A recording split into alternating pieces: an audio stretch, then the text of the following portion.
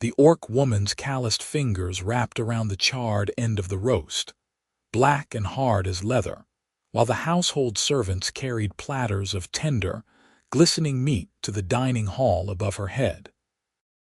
Ferra Ashford had learned not to flinch at the burnt offerings anymore, had trained herself to chew through carbon and ash without complaint, had mastered the art of making her face blank as stone when the cook tossed her portion onto the scarred wooden counter with barely concealed contempt.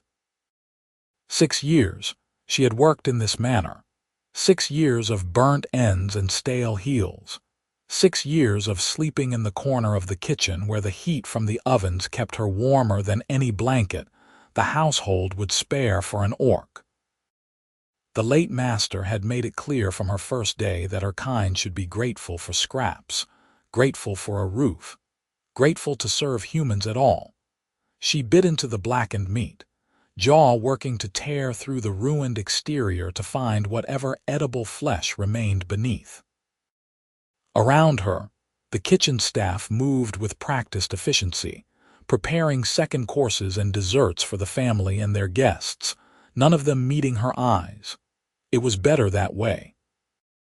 Better to be invisible than to draw attention.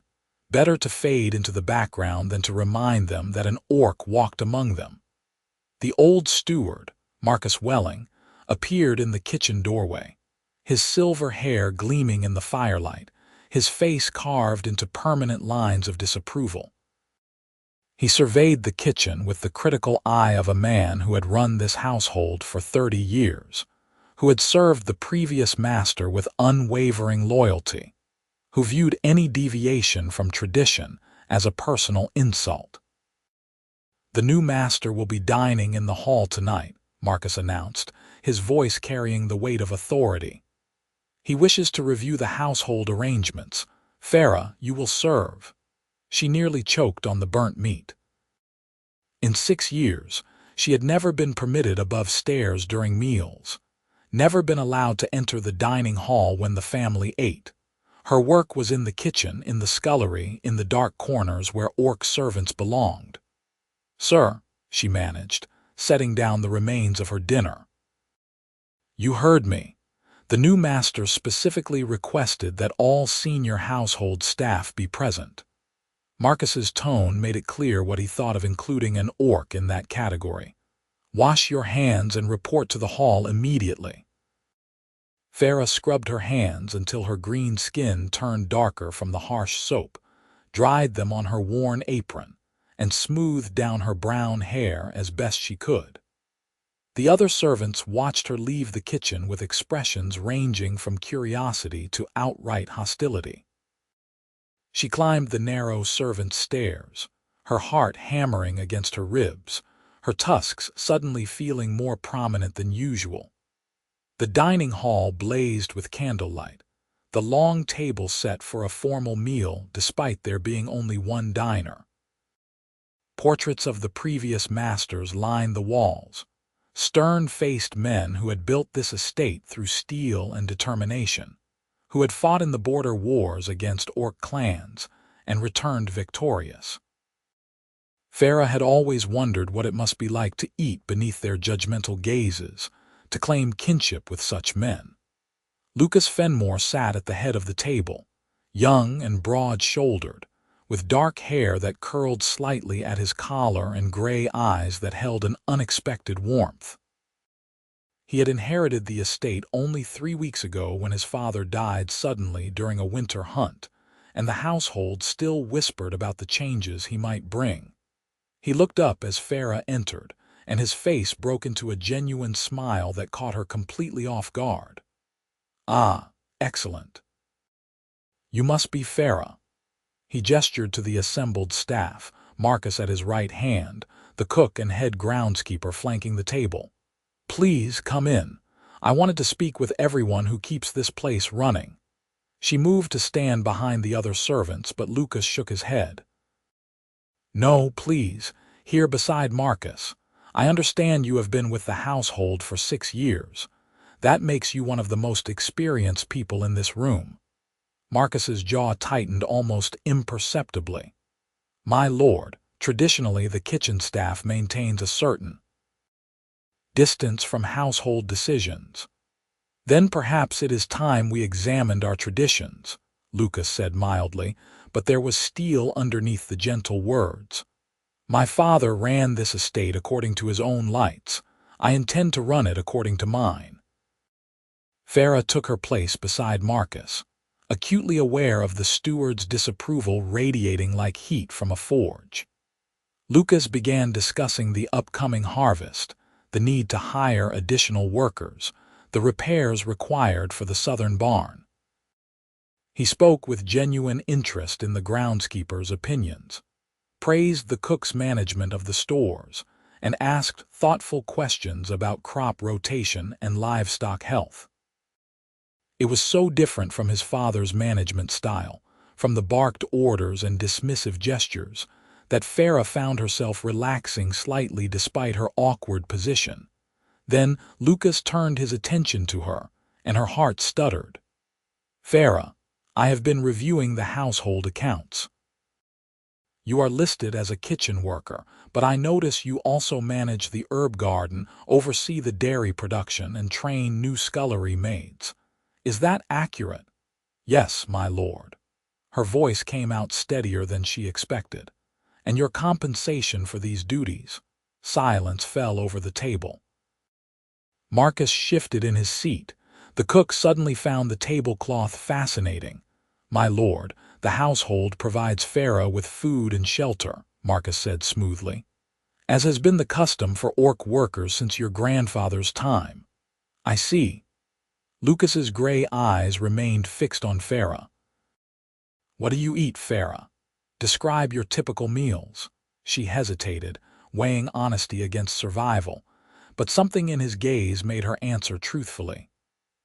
The burnt portions of the roasts, my lord, the heels of the bread loaves, whatever cannot be served to the family or sold to the village. The burnt portions. Lucas repeated the words slowly, as if testing their weight. For 6 years of service, you receive burnt food and a corner in the kitchen. My kind should be grateful for what we receive, Ferra said automatically, the words drilled into her by years of conditioning. We are fortunate to serve in a noble house. Who told you that? Everyone, my lord. Lucas was quiet for a long moment, his fingers drumming against the polished wood of the table. Then he straightened, and something in his posture changed, became more commanding despite his youth. Effective immediately, all household staff will receive fair wages and appropriate meals. Marcus, you will arrange for Ferra to have proper quarters in the servants' wing. Cook, you will ensure she receives the same quality of food as any other worker in this household. He paused, his gaze sweeping the table. Furthermore, beginning tonight, our evening meals will adopt a new tradition. Ferra, as the most experienced handler of the kitchen's provisions, will cut the meat first at this table every night. She will choose her own portion before anyone else is served. The silence that followed was so profound that Ferra could hear the candle flames guttering in their holders. Marcus's face had gone pale, then flushed with barely suppressed outrage. My lord, the steward said, his voice tight with controlled fury. Such an arrangement is unprecedented. Unthinkable. Your father would never. My father is dead. Lucas's words cut through the protest like a blade. I am master here now, and I will not run a household that treats any worker with such casual cruelty. These are not suggestions, Marcus. They are commands. Of course, my lord. Marcus's bow was stiff, his eyes glittering with resentment. Though I must warn you that such radical changes may prove difficult for the staff to accept. We have our ways here, our customs. They have served this estate well for decades. Then we shall see if new customs serve it better. Lucas gestured to the servants waiting in the shadows, and they brought forth the evening meal. A magnificent roast, gleaming with herbs and drippings, was placed on the table. Lucas lifted the carving knife and fork, then with deliberate ceremony extended them toward Ferra. "Please," he said simply. "Cut first." Every eye in the room fixed on her. Ferra's hands trembled as she took the utensils, their weight unfamiliar and precious. She approached the roast, the steam rising from its perfectly cooked surface carrying the scent of rosemary and garlic. For 6 years, she had smelled such things from a distance, had watched others eat their fill while she gnawed on carbon and gristle. She cut into the meat, the knife sliding through tender flesh. She chose a thick slice from the center, where the meat was pink and succulent, where the juices ran clear and rich. She placed it on a plate that Lucas handed her, a real plate of fine ceramic, not the chipped wooden trencher she usually received. "Excellent choice," Lucas said warmly. "Now serve the others, if you would. Start with Marcus." She served the household staff with shaking hands, each slice a small act of revolution. When everyone had their portions, Lucas dismissed them with thanks and instructions to return at the same time tomorrow evening. Ferra fled to the kitchen, her plate clutched in both hands, her mind spinning. The cook was already there, her round face set in hard lines. "Think you are something special now, do you? Cutting at the master's table like you are one of us." "I did not ask for this," Ferra said quietly. "No, but you took it fast enough. Mark my words, girl, this will not last. Young masters come in with grand ideas, then they learn how things really work. Give it time. You will be back on burnt ends before the harvest." Ferra ate her dinner in silence, savoring every bite of properly cooked meat, even as worry gnawed at her stomach. The cook was right in one respect: changes like this never lasted. She had seen it before, in other households where she had worked briefly. A new master might start with good intentions, but the weight of tradition, the resistance of established staff, the simple inertia of the way things had always been done inevitably crushed such reforms. She just hoped she would not be punished too harshly when Lucas Fenmore realized his mistake. But the next evening, when the household gathered again, Lucas maintained his new custom. He handed her the knife with the same warm smile, and she cut first, choosing her portion before serving others, and the evening after that, and the one after that. Within a week, it had become routine, though the other servants still watched her with varying degrees of resentment and disbelief. The real problems began when word spread to the village. Ferra was returning from the market one afternoon, her basket full of supplies for the kitchen, when she encountered a group of farmers outside the tavern. They had clearly been drinking, their faces flushed with ale and malice. "There she is," one of them called out, a thick-shouldered man named Robert who supplied the estate with grain. "The orc who thinks she is a lady now. Cutting first at the master's table, I heard. What next, sleeping in his bed?" Ferra kept walking, her eyes fixed straight ahead, but they moved to block her path. "My father fought orcs on the border," another man said, his voice slurred. "Watch them butcher his friends, and now we are supposed to smile and nod while one of them gets treated like royalty." "I am just a kitchen worker," Ferra said quietly. "Please let me pass." "Just a kitchen worker who eats better than honest humans," Robert spat, "while we break our backs in the fields and make do with whatever we can afford. The master makes the rules of his own household." Ferra tried to step around them, but Robert grabbed her arm, his fingers digging into her flesh. Maybe someone needs to teach the young master about proper order. Maybe if his pet orc went missing, he would remember his place. A new voice cut through the tension, calm but carrying unmistakable authority. "Remove your hand from my employee, Robert, or I will remove it for you." Lucas Fenmore sat astride his horse at the edge of the village square, his gray eyes cold as winter stone. He dismounted in a fluid motion, moving to stand beside Ferra. "This does not concern you, my lord," Robert said, but his hand dropped from Ferra's arm. "We were just having a conversation." It looked remarkably like assault to me. Lucas's tone remained pleasant, but there was danger underneath. Ferra, are you injured? No, my lord. Good. Robert, I believe your contract for grain delivery comes up for renewal next month. I will be considering alternative suppliers. Lucas turned his attention to the other farmers. As for the rest of you, I suggest you remember that how I run my household is my concern alone. Anyone who has issues with my decisions is welcome to bring them to me directly. Anyone who touches my staff again will answer to the magistrate. Am I clear? The farmers mumbled their assent and dispersed quickly, leaving Ferra and Lucas alone in the square. He turned to her, his expression softening with concern. Did they hurt you? No, my lord. Thank you for intervening. You do not need to thank me for basic decency. He took her basket, and they began walking back toward the estate together, his horse following obediently behind. Though I fear I have made things more difficult for you, I did not fully consider how others might react to the changes in the household.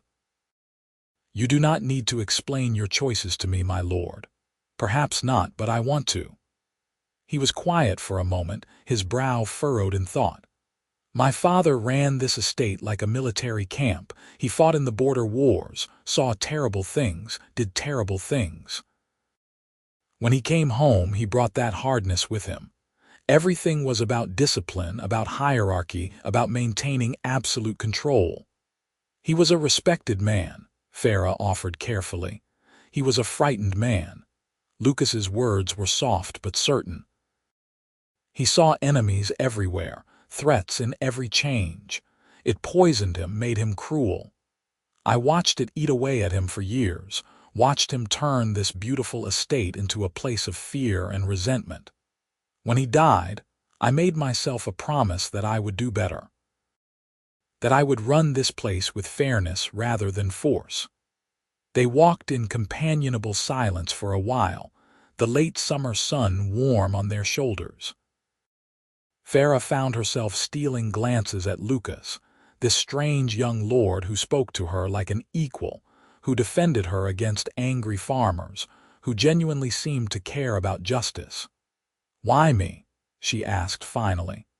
Why make such a point of changing my treatment specifically?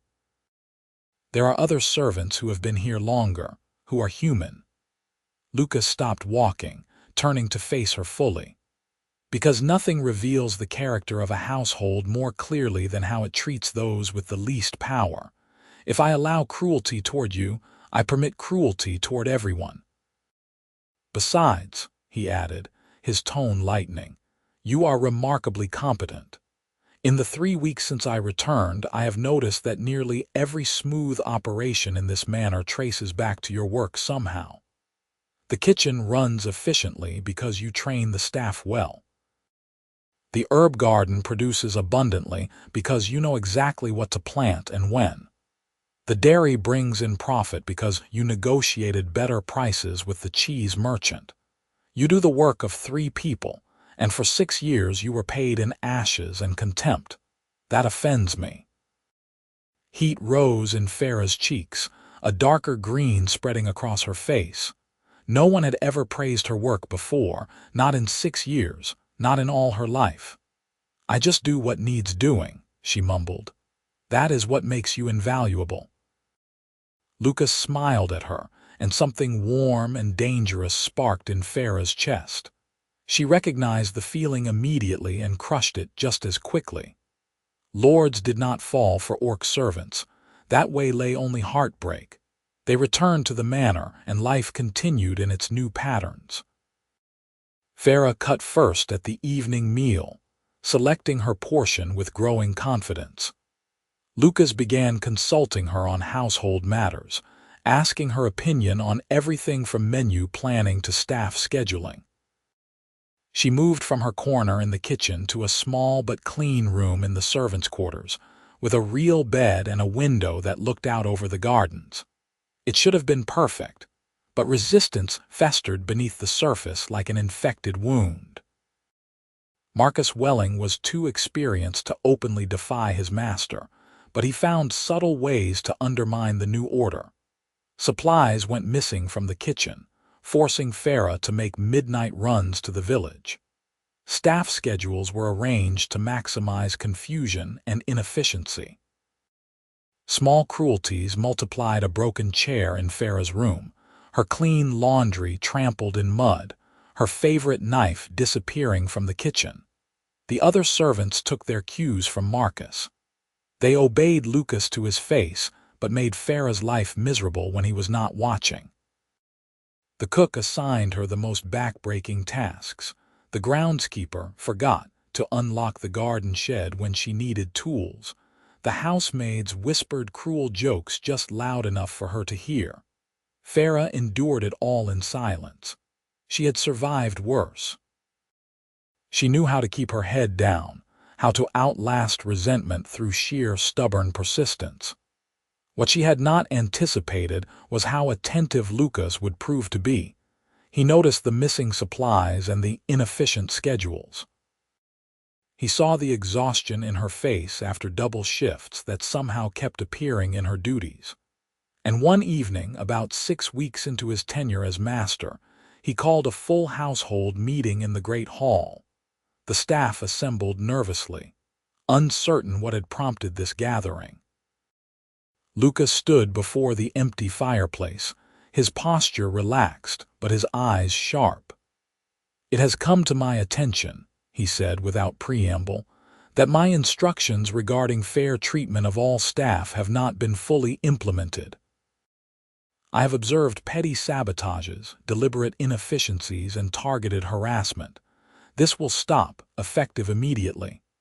Marcus stepped forward, his expression carefully neutral. "My lord, if there have been misunderstandings, I am certain we can address them through proper channels. Perhaps some of the staff have found the recent changes difficult to adjust to. Change always takes time. I am not speaking of adjustment, Marcus. I am speaking of deliberate defiance." Lucas's voice remained calm, but steel rang through every word. "I am young, and I am new to managing an estate of this size. But I am not blind, and I am not a fool. Some of you believe that if you make life difficult enough, I will abandon my reforms and return to my father's methods. You are mistaken." He let the silence stretch, his gaze moving from face to face. "Here is how things will proceed. The harvest begins in 1 week. It will be the largest undertaking this estate has faced in years, requiring every person here to work together with perfect coordination. Either we function as a unified household, treating each member with respect and fairness, or we fail. If we fail, if the harvest is lost due to internal sabotage and resentment, I will dismiss the entire senior staff and start fresh. Marcus, cook, head groundskeeper, all of you will be replaced with people willing to embrace a different way of doing things." Shock rippled through the assembled servants. Marcus's face drained of color. "My lord, you cannot be serious. We have served this estate for decades. We know every field, every crop, every detail of the operations. New staff would be helpless during harvest. The estate would be ruined." "Then I suggest you ensure we have a successful harvest," Lucas said flatly. "Work with Ferra, not against her. She has more organizational experience than anyone here, and I will be relying on her to coordinate the kitchen operations that will feed the harvest crews. Anyone who undermines her undermines me directly. Am I understood?" The murmured assents were subdued and resentful, but they came. Lucas dismissed the staff but asked Marcus to remain. Ferra lingered near the door, uncertain whether she should leave or stay. "Ferra, you as well," Lucas said, gesturing her back into the hall. When the three of them were alone, Lucas turned to his steward. "Marcus, you have served my family faithfully for 30 years. My father trusted you absolutely, but you are clinging to his methods so tightly that you cannot see they are killing this estate. My lord, with respect, no, let me finish." Lucas's tone gentled slightly. I know this is difficult for you. You watched my father build this place through strength and discipline. You probably see me as a soft, naive boy playing at Lord, but what you do not see is that the old ways are bleeding us dry. Our best workers leave because they are treated poorly. Our tenants pay late because they have no loyalty to a cruel master. Our harvest yields shrink every year because exhausted, resentful workers do not give their best effort. My father's methods worked for a military camp, Marcus, but this is a farm, not a fortress. It needs different leadership. Marcus stood rigid, his jaw working. Your father was a great man.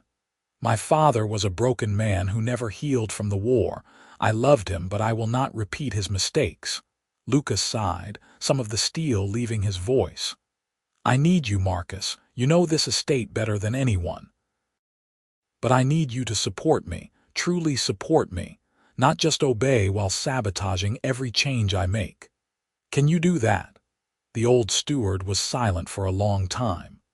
Ferra watched emotions flicker across his weathered face: pride, anger, stubbornness, and finally, something that might have been respect. The orc really is that competent? He asked finally. Her name is Ferra, and yes, she is exceptional. Marcus looked at Ferra directly for perhaps the first time since she had arrived at the estate 6 years ago. Really looked at her, not through her or past her. You believe we can bring in the harvest if everyone works together? Yes, sir, Ferra said quietly. But it will require careful coordination. We will need to feed 40 workers 3 times a day for 2 weeks. The kitchen must run with perfect efficiency. The supplies must be pre-positioned correctly. The schedules must be precise. Show me your plans. They spent the next hour bent over the great table, Ferra sketching out her organizational strategy while Marcus asked sharp, probing questions. Slowly, grudgingly, the old steward began to nod. This could work, he admitted finally. It is more detailed than anything your father ever required, but yes, this could work very well. Then you will support it? Lucas asked. Marcus straightened, some of his old dignity returning. I will support it. And I will make clear to the rest of the staff that they must do the same. You have my word, my lord. After Marcus left, Lucas sagged slightly, exhaustion showing in the lines around his eyes. I hope I did not just destroy everything my family built. You did not, Ferra said with certainty. You gave it a chance to become something better. He looked at her, and something in his expression made her breath catch. I could not do this without you, you know. Your plans, your competence, your willingness to endure hatred for the chance to prove yourself, it humbles me. My lord, Lucas. When we are alone, please just call me Lucas. That would not be appropriate. Neither is half of what I want to say to you, he said quietly, and the air between them suddenly felt charged with unspoken possibilities. But you are right. There is too much at stake right now. The harvest must come first. After, though, when the work is done and the estate is secure, I would like to speak with you about other matters. Ferra's heart hammered in her chest. Other matters, personal matters. He smiled, and it transformed his tired face into something younger, more hopeful.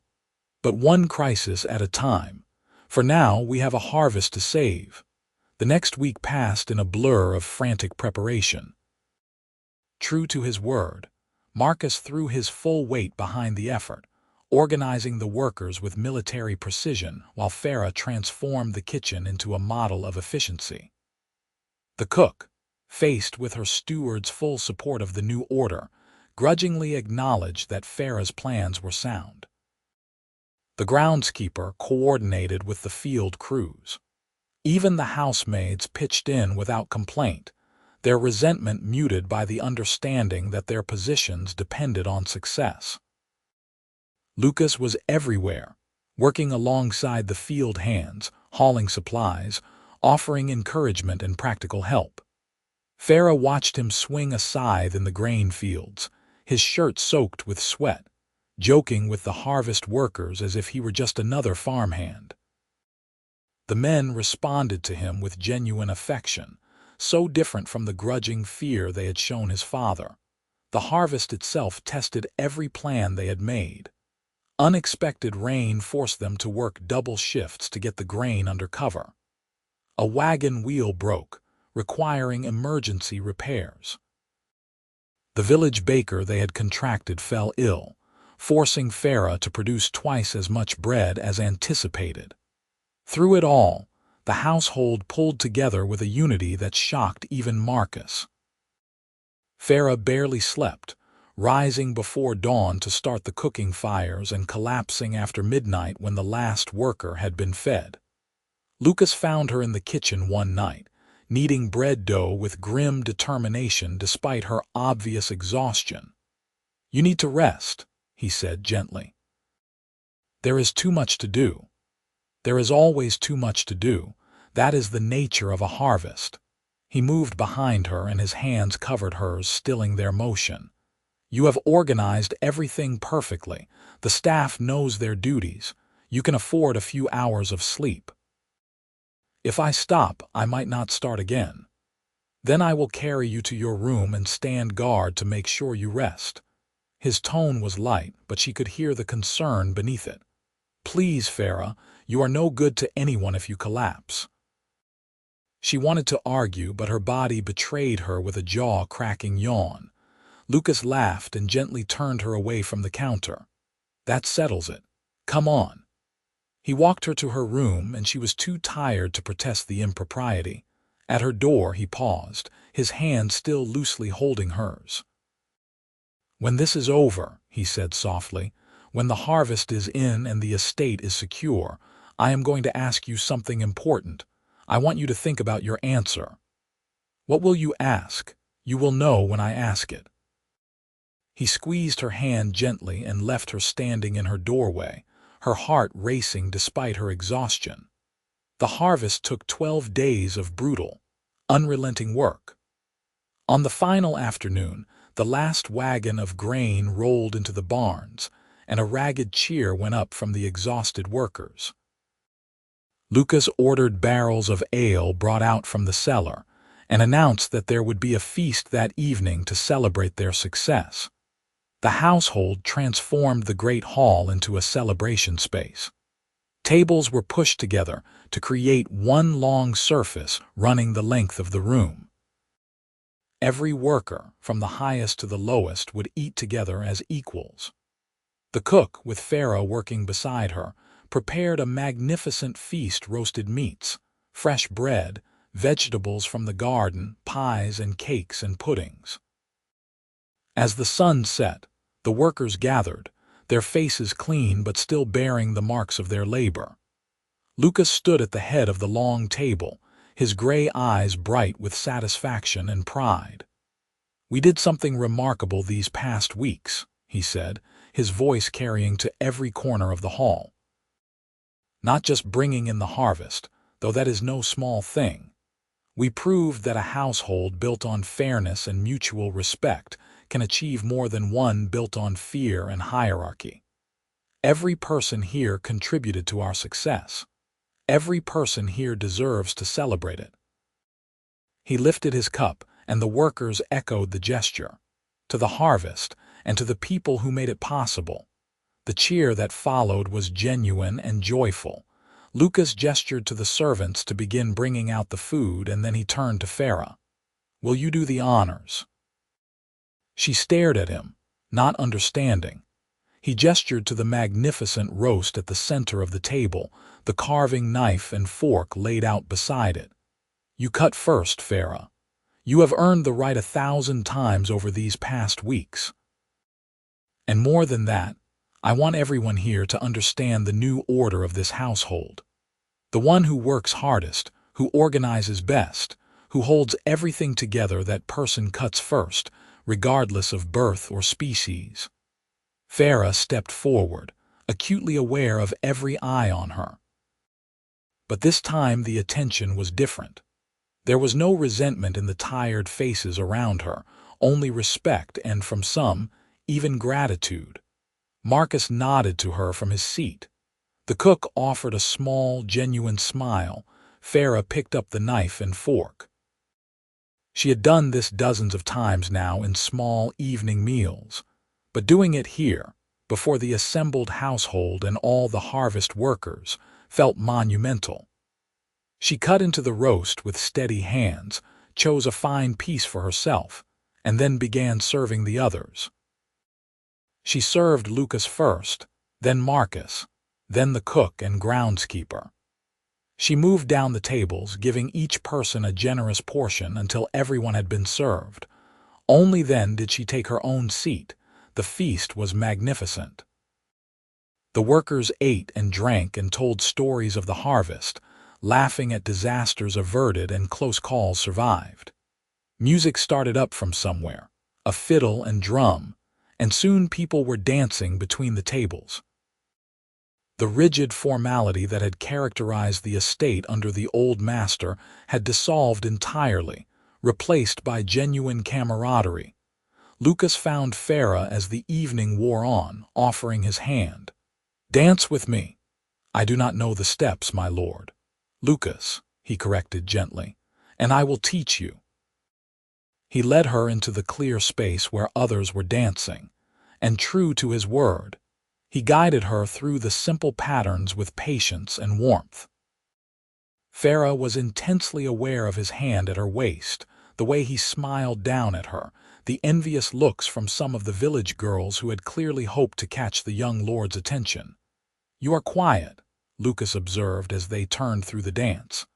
"I am thinking. About how different everything is from 6 weeks ago, how much has changed. For the better, I hope." She met his eyes, and the warmth she found there made her breath catch. "Very much for the better." The dance ended, but Lucas did not release her hand. "Walk with me. There is something I want to show you." He led her out of the hall and through the darkened manor, out into the garden she had tended for 6 years. The late summer night was warm and clear, stars blazing overhead.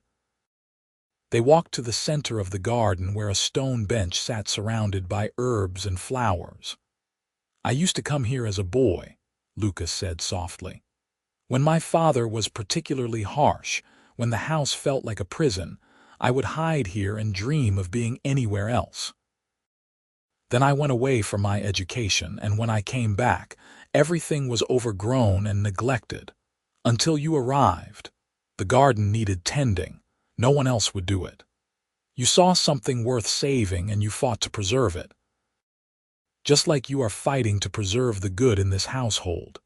He turned to face her fully, taking both her hands in his. "Ferra, I told you I would ask you something important when the harvest was done. I am asking now." Her heart hammered so hard she thought it might crack her ribs. "Yes. Stay with me. Not as a servant, not as a kitchen worker, but as my partner.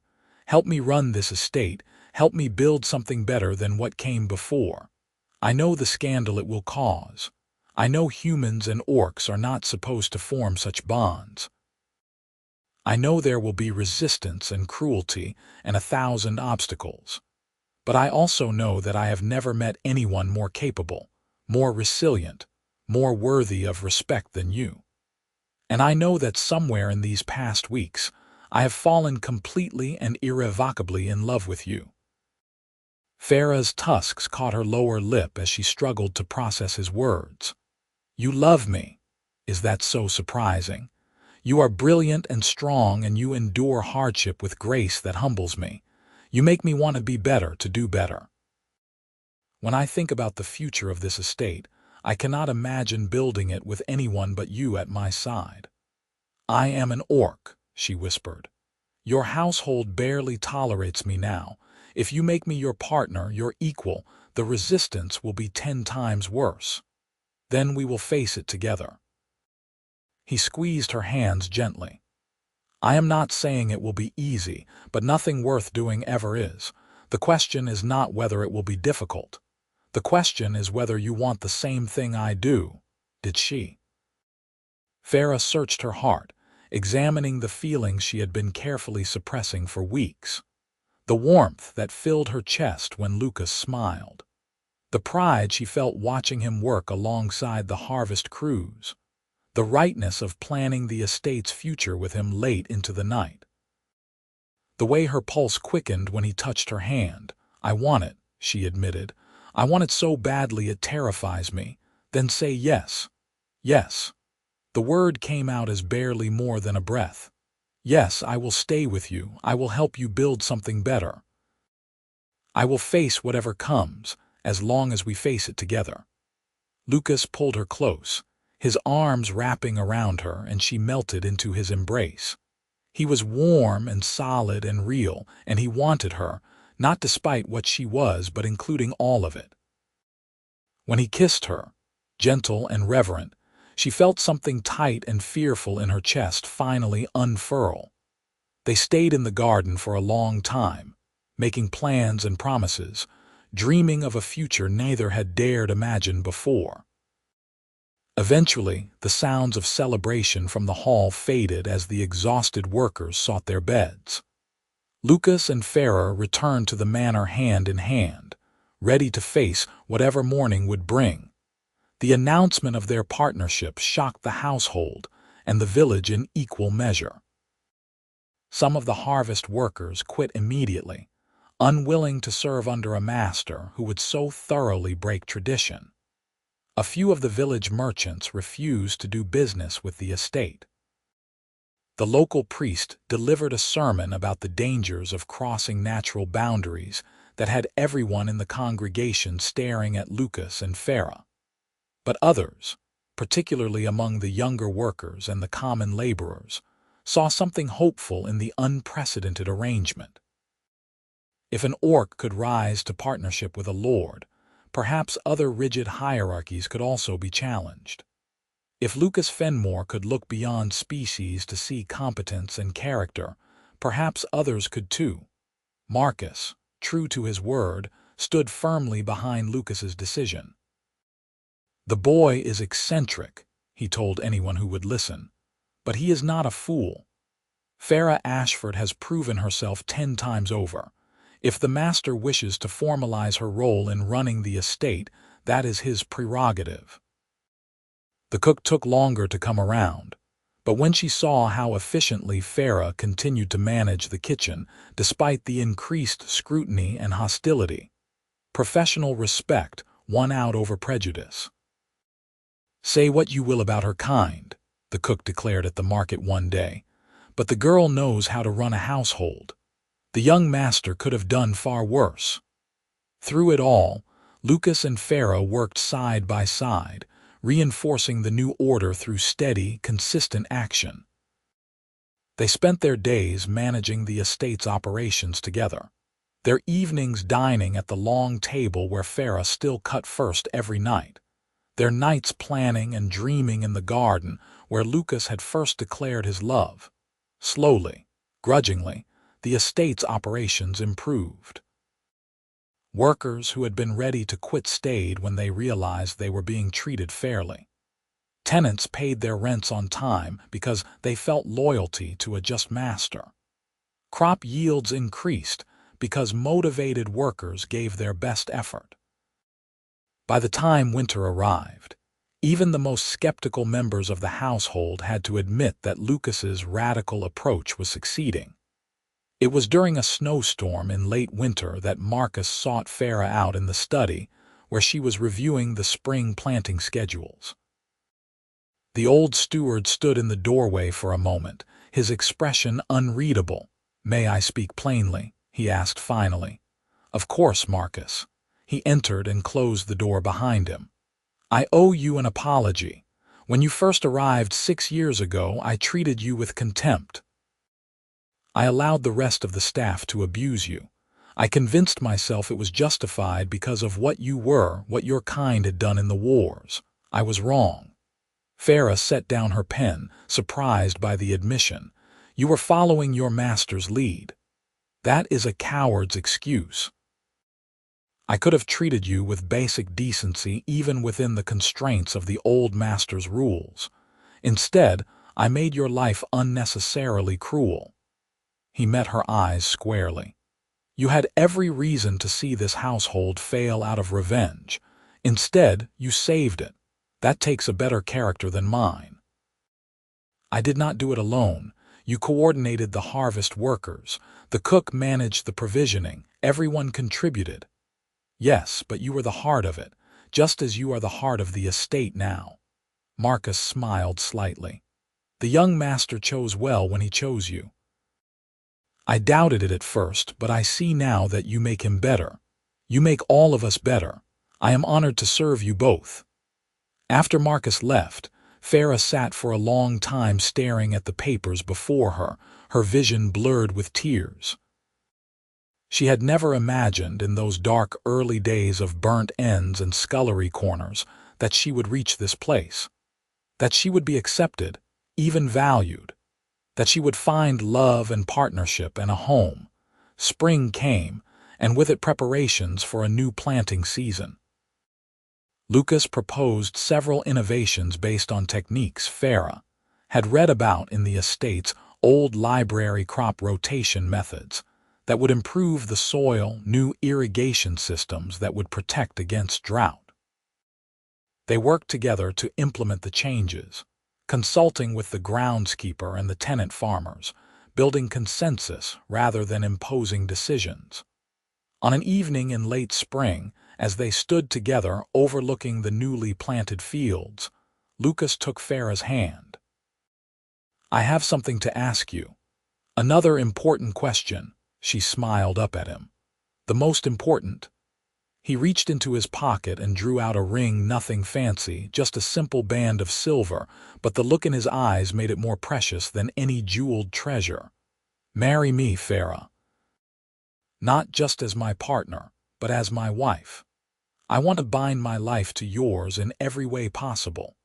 I want to build a family with you, raise children who will inherit this estate and the new traditions we have created. I want to grow old beside you, cutting meat at our table until our hands are too unsteady to hold the knife. Ferra's breath caught. Marriage was even more scandalous than partnership, would invite even more censure and resistance.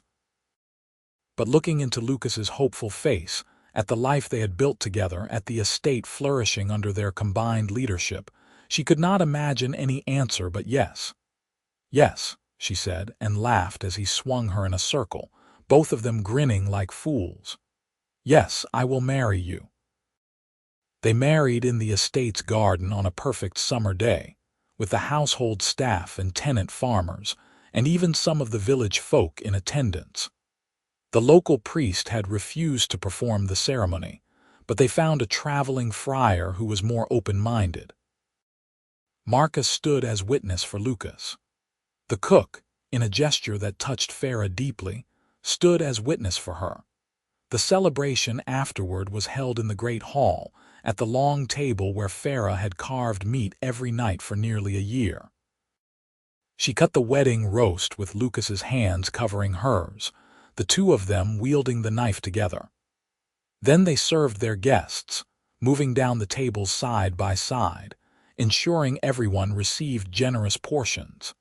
It was not a traditional wedding by any measure, but it was perfect for them. When the dancing started and Lucas pulled Ferra into the center of the floor, she no longer stumbled through the steps.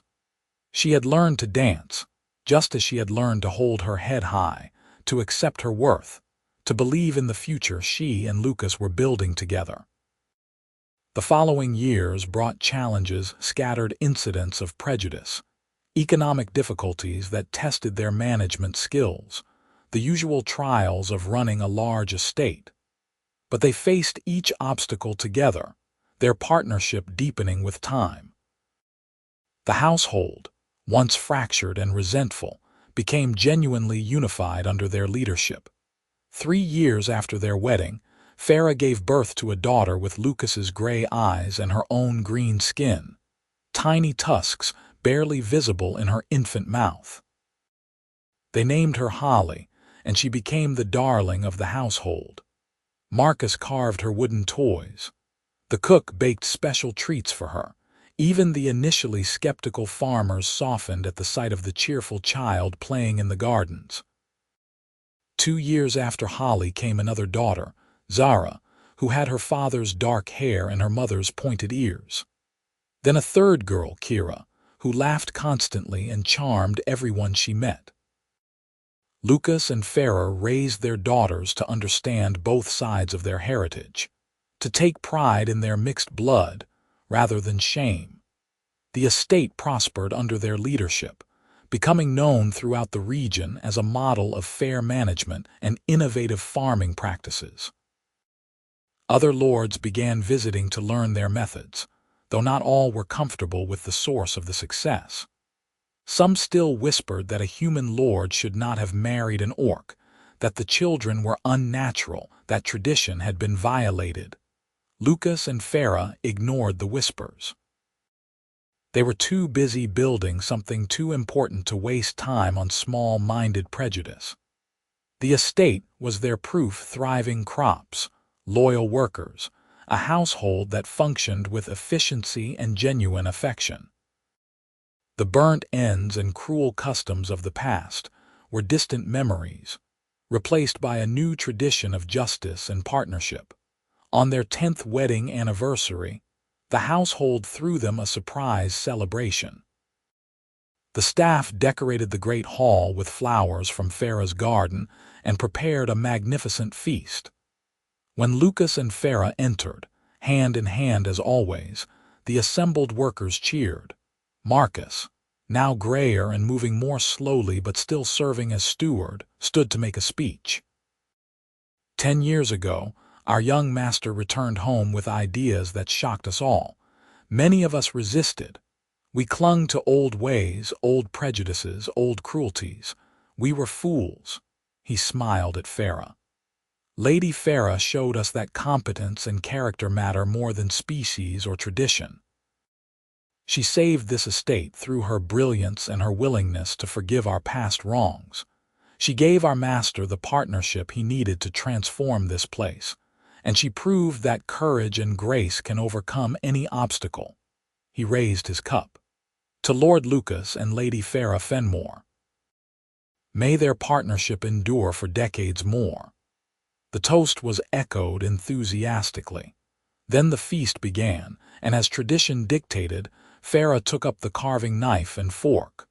Lucas stood beside her, steadying the platter as she cut into the magnificent roast. She chose her portion first, as she had done every night for 10 years, as she would do for all the years to come. But it no longer felt like a statement or a challenge. It felt simply like home, like the natural order of a household built on mutual respect and love. She served their guests with practiced ease, Lucas at her side, their daughters running between the tables distributing bread rolls and stealing hugs from the workers who had become their extended family. After the meal, as the celebration continued around them, Lucas pulled Ferra aside to the relative quiet of the manor's entrance hall. "Happy?" he asked, wrapping his arms around her waist. "Entirely," she said, leaning back against his chest. "Though I never could have imagined this life 10 years ago when I was eating burnt ends in the corner of the kitchen. You deserved better than that from the first day. I am just glad I was finally here to see it." He kissed the top of her head. "Thank you for taking a chance on a naive young lord with more ideals than sense. Thank you for seeing past what I was to who I was, for giving me the knife and telling me to cut first. For every kindness, every partnership, every moment of the life we have built." She turned in his arms to face him. "I love you, Lucas Fenmore. And I love you, Ferra Ashford Fenmore, today, tomorrow, and every night when you cut first at our table." They returned to the celebration, to their daughters and their household and the estate they had transformed together. The hall rang with laughter and music, all traces of the old cruelty erased by years of justice and care.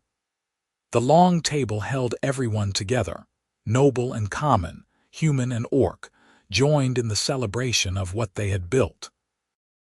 And at the head of that table, placed with ceremony for the next evening's meal, lay the carving knife and fork waiting for the orc woman who would cut first every night, choosing her portion before anyone else. A symbol of the revolution that began with one young lord's determination to replace burnt ends with dignity, and one orc woman's courage to believe she deserved better. The estate continued to thrive through the years, weathering storms both literal and political. When neighboring lords questioned Lucas's methods or criticized his marriage, he simply pointed to his prosperous fields and loyal workers. Results spoke louder than prejudice. Gradually, the criticism faded, replaced by grudging respect and, occasionally, imitation. Holly, Zara, and Kira grew up confident and capable, tutored in letters and numbers by their parents, learning estate management by following Ferra and Lucas through their daily rounds. They faced occasional cruelty from the children of more traditional families, but they had been raised with such security in their worth that the insults bounced off them like rain off stone. 4 years after Kira's birth, Ferra gave birth to a son, Brennan, who inherited Lucas's build and temperament but Ferra's green skin and tusks. He was quieter than his sisters, more contemplative, but he showed early talent for the strategic thinking that estate management required. Marcus served as steward until his death at age 78, training his replacement carefully to maintain the traditions Lucas and Ferra had established. His final words to Lucas were characteristic of the transformation he had undergone. "I was wrong about everything that mattered," he said, his voice thin but clear. "You and Ferra proved that. Promise me you will never let this place return to the old cruelties." "I promise," Lucas assured him. "Your legacy is not what came before, Marcus. It is what you helped us build after." The old steward died peacefully that night, and the entire household mourned him. They buried him in the estate's cemetery with full honors, and Ferra placed flowers from her garden on his grave every week for the rest of her life. More years passed. Holly, as the eldest daughter, showed particular aptitude for the estate's agricultural operations. She spent her days in the fields with the farmers, experimenting with new techniques and crop varieties. Zara demonstrated brilliant administrative skills, managing the household accounts with precision that rivaled her mother's. Kira discovered a talent for negotiation, striking deals with merchants that brought unprecedented profit to the estate. Brennan, when he was old enough, began studying law, with plans to advocate for better treatment of orcs throughout the region. Lucas and Ferra watched their children grow with profound pride. They had hoped to give them a better life than either had known in their youth, and they had succeeded beyond their wildest dreams. The estate was secure, the household harmonious, the future bright with possibility. On their 20th wedding anniversary, Lucas suffered a riding accident that left him with a badly broken leg. For months, he was confined to the manor, frustrated by his limitations but touched by how smoothly the estate continued to operate in his absence. Ferra managed everything with the same competence she had always shown, while their children stepped into larger roles with maturity beyond their years.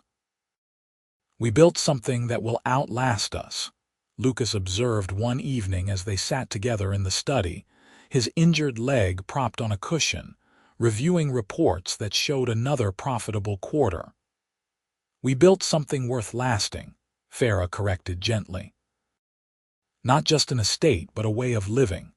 A proof that different kinds of people can work together, love each other, raise families together.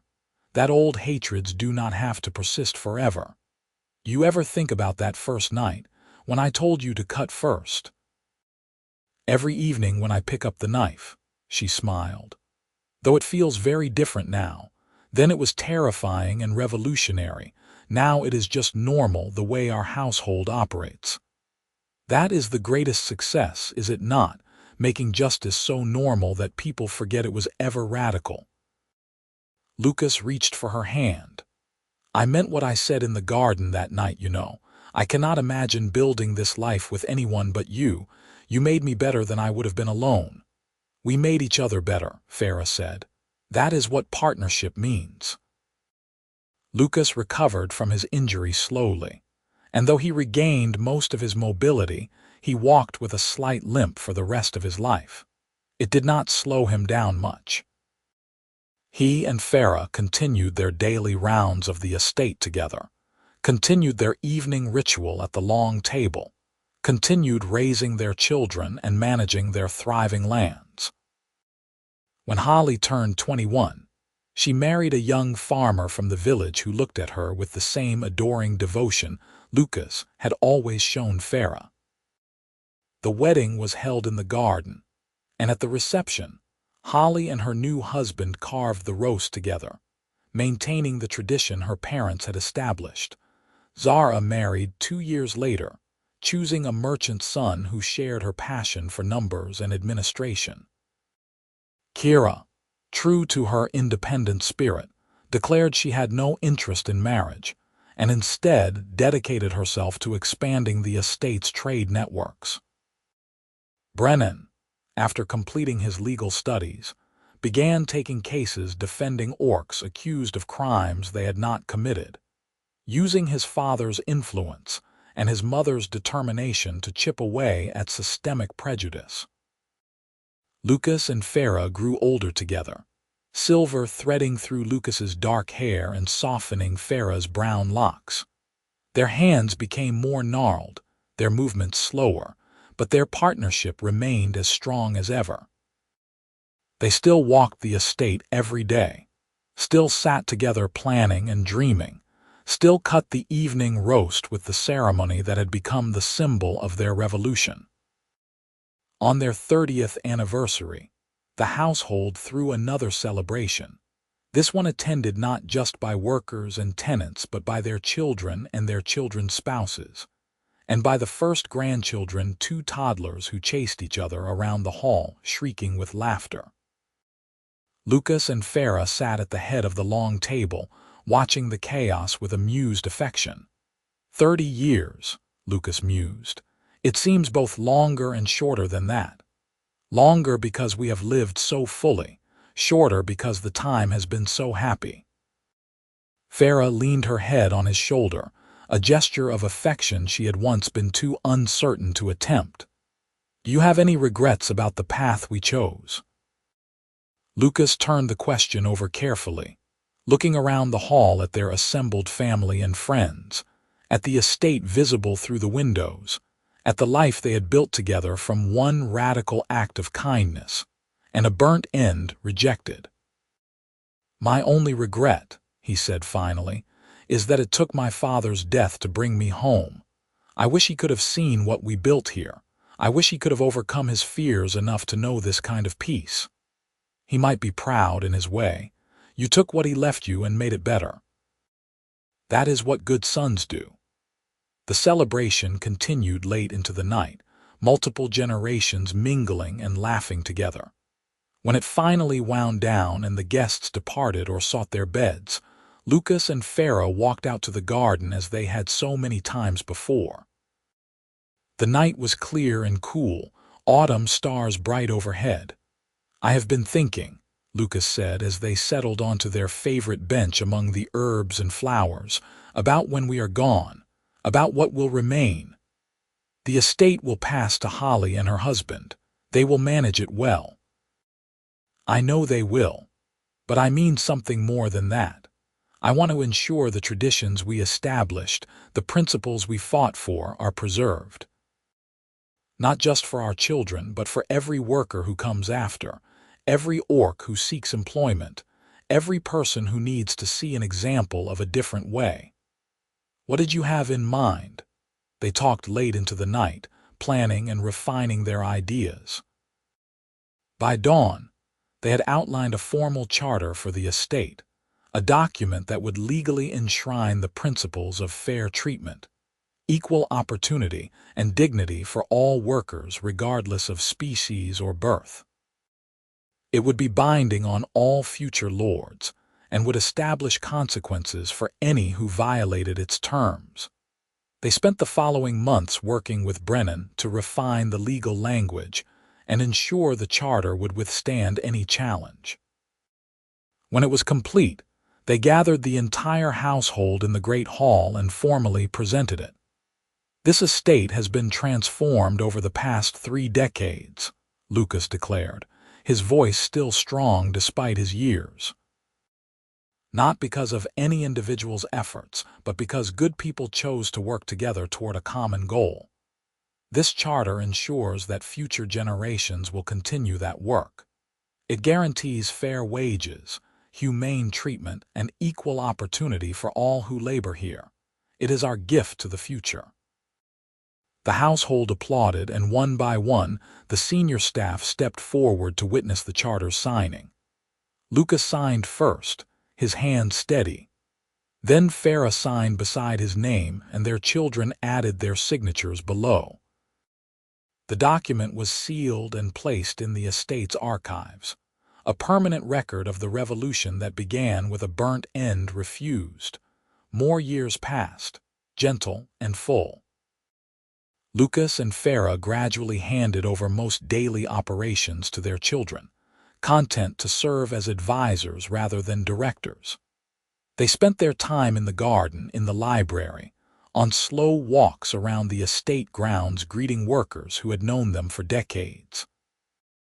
On a spring morning in their 42nd year of marriage, Lucas woke with unusual difficulty. His breathing labored, his left arm numb.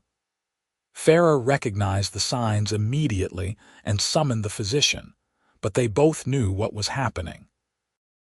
Lucas had suffered a stroke, and though he survived the initial crisis, he never fully recovered. He lost much of his mobility and some of his speech, though his mind remained sharp. Ferra cared for him with the same devotion he had shown her since that first night when he handed her the carving knife. She read to him in the afternoons, brought him to the table every evening so he could watch her cut the roast, sat beside him in the garden sharing memories and dreams. Their children visited daily, and the grandchildren climbed carefully into his lap to tell him about their days. Lucas lingered for 2 years after the stroke, his body failing but his spirit remarkably peaceful. On an autumn evening very like the one when he had first declared his love, he squeezed Ferra's hand and managed to whisper the words that had defined their partnership: "Cut first. Always cut first." "I will," she promised, tears streaming down her face. "Every night, I promise." He died peacefully an hour later, surrounded by family, his hand still clasped in Ferra's. The estate mourned him deeply, and representatives from across the region attended his funeral. He was laid to rest in the cemetery beside Marcus, his grave marked with a simple stone that read, "Lucas Fenmore, who chose fairness over fear." Ferra continued to run the estate for several more years, though Holly and her husband gradually assumed more responsibility. True to her promise, she cut first at the long table every evening, maintaining the tradition that had become the symbol of everything Lucas had fought for. When she finally passed away 7 years after her husband, peacefully in her sleep at the age of 73, she was buried beside him, her stone reading, "Ferra Ashford Fenmore, who taught us all to cut first." Their children carried on the traditions they had established, and their grandchildren after them. The estate continued to prosper, a living testament to the power of partnership and the possibility of change. Workers still gathered at the long table every evening, and the most senior person present still carved the roast, cutting first as a reminder that competence and character mattered more than birth or species. The charter Lucas and Ferra had created became a model for other estates, and slowly, grudgingly, attitudes throughout the region began to shift. It was not a quick transformation or a complete one, but it was real progress, built on the foundation of one young lord who had seen injustice and chosen to fight it. and one orc woman who had found the courage to accept that she deserved better than burnt ends. The story of Lucas and Ferra passed into legend, told and retold around fires and tables throughout the region. Some details were embellished, others forgotten, but the heart of it remained true. That love and justice could overcome prejudice, that courage could transform cruelty, and that the simplest gestures like handing someone a knife and saying "cut first" could change the world. In the garden where Lucas had first proposed, and where he and Ferra had spent countless evenings planning their future, their descendants planted a special tree. It grew strong and tall, its branches spreading wide to shelter generations of dreamers who came seeking the courage to build something better than what they had inherited. And every evening in the great hall of the Fenmore estate, someone picked up a carving knife and cut first, continuing a tradition that honored not just two extraordinary people, but the radical idea they had proven true: that everyone, regardless of what they were born as, deserved dignity, respect, and a seat at the table where they could choose their own portion, never again settling for the burnt end when they had earned so much more.